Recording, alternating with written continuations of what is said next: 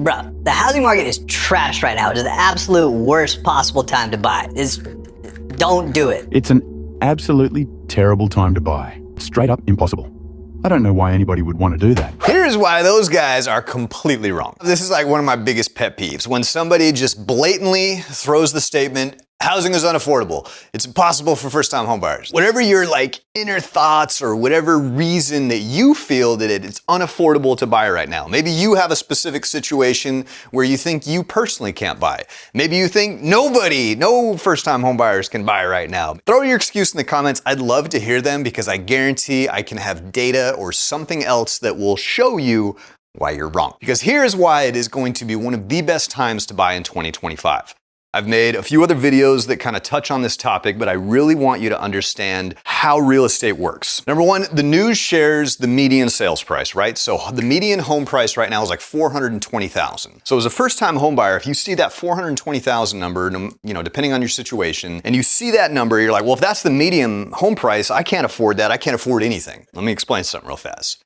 Median means middle. That means that average is $420,000, which means half the homes sold below that price and half the homes sold above that price. There was a house for sale here in like Gilbert, Arizona for like $17 million or something ridiculous. Like the home prices vary crazy, right? I had a home the other day that was available for $150,000 right here in the state of Arizona. When you make crazy claims like that, just stating that it's unaffordable, first of all, you're just lazy and you're wrong. You're not looking at your own situation. You're just looking at the whole thing. Interest rates, right? That's the other big reason. Interest rates are too high. It's not worth it right now. Let's talk about interest rates. Interest rates are, right around, let's see, we're at the beginning of 2025 right now. Kind of a wild year, but we're kind of right in the high sixes still. And I think we could probably expect them to stay kind of in that 6 range, maybe get into the 5s later this year. Do not let that stop you because I'm telling you right now, the housing market is getting ready to absolutely explode again. It's not going to do it in big jumps, right? Real estate always does it in little short jumps, in little quick ones. But if you get in at the right time, you can take advantage of that. The biggest thing people always say is they wish they would have bought a year ago, 2 years ago, 5 years ago. It's always in the past, right? Because home prices continuously increase, even right now in a bad market. Let's all agree that it's a bad market. I'm with you there. It's the least amount of money I've made in real estate in the past few years. It's definitely slower. It is a slower market. Housing inventory levels. I know I've talked about the difference between housing inventory. That means how many available homes are for sale on the market compared to the people that are buying them. So even in a down market, the U.S. housing inventory has reached a 4-year high as of November of 2024. There's more homes coming on market. That's good. That's going to help everything. But again, it's still like at an all-time low historically as far as available homes. So there are more coming, but it's still not where it needs to be. So that one is directly from the New York Post. I'll throw the links up in here. I got you. Market share. Check this one out. First-time homebuyers currently represent 24% of the market. So about a quarter of all homebuyers, 1 out of 4 homebuyers is a first-time homebuyer. This is the other thing. So we've also got increases in median sales prices. This one's fascinating to me because if the housing market is bad, if we're going to see a housing crash, then why do prices keep going up?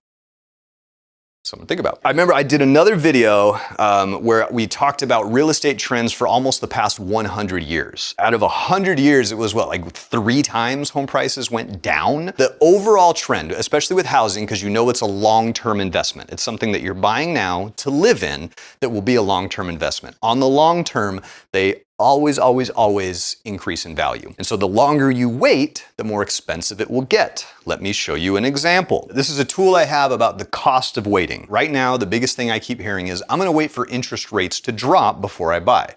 Let's look at that. Let's see what happens if you wait for interest rates to drop. Using this, I just kind of threw in 400,000 Queen Creek. I did kind of use that median number still, but it gives us good ideas of how things work. But again, I can plug any number into this for any situation. The benefit of buying now is you would save almost $7,665 from buying now instead of waiting a year. So that's almost $8,000. That's a pretty big difference. Now here's the crazy thing. It would still cost you less to buy now, refinance, than waiting a year. year because of how appreciation works, because of how home values continue to rise. So this is something that's really cool. I just want you to take a quick peek at this. You can see the difference. It's baked in. It shows you how waiting affects your value and the loan that you paid for, because you have to look at all of these numbers. Another one is renting versus buying. Let's take a look at what you're currently renting and see what that could equal in a purchase price. I have a fantastic tool where you just tell me how much rent you're paying and I'll tell you how much of a house you could get for that. That's a 5-minute phone call. That's really easy. So hit me up if you'd be curious on what that looks like.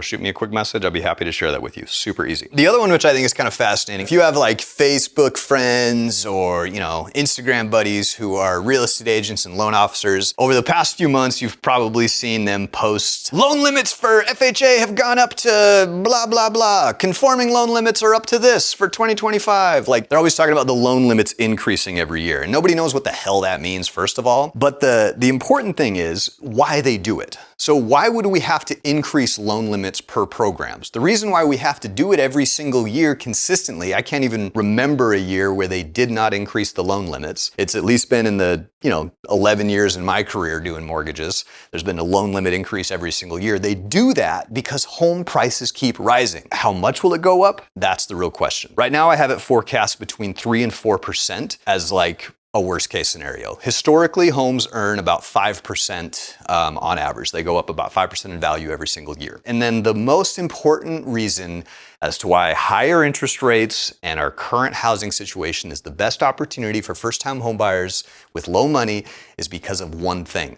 And that is negotiation, the power of negotiation. I found this fantastic article. It was funny because it was about Arizona. I'm going to talk about Arizona because I live here. But this one was written by the New York Post. So I'm going to share the article with you here. Just in November of 2024. It says, why now is the best time to buy homes in Phoenix? And then they mentioned 2 other cities. It basically explains what I'm seeing. Right now, there are first-time homebuyers and people entering the market, buying a house. And when you make an offer on a house, that's what it is, right? Let's say there's a home available for $300,000 and you offer $290,000. So you're gonna ask them to take $10,000 off that sales price. Well, then there can be some negotiation and some back and forth. But here's where it gets powerful when you don't have a lot of money saved. Closing costs. Closing costs are expensive, somewhere in the realm of around $10,000 in most cases. If you don't have money for your down payment, then you definitely don't have money for closing costs.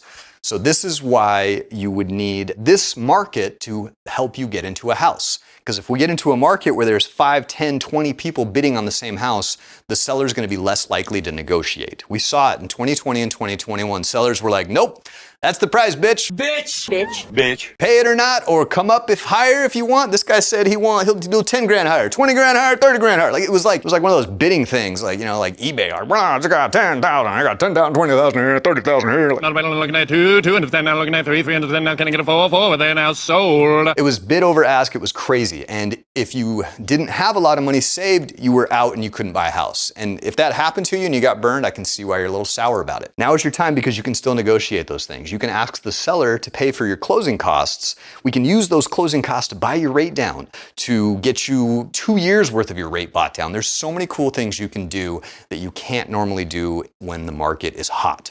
So right now when it's slower, this is the time. This is gonna be your year, but I don't know how much longer this type of environment is going to last. Because guess what? When those rates do drop, we're gonna have that frenzy, it's gonna go nuts. If you're worried about money, don't worry. I've got plenty of down payment assistance program. You have bad credit, don't let that stop you either. I have so many different loan programs for all different types of credit. Stop procrastinating, make 2025 the year you finally become a homeowner.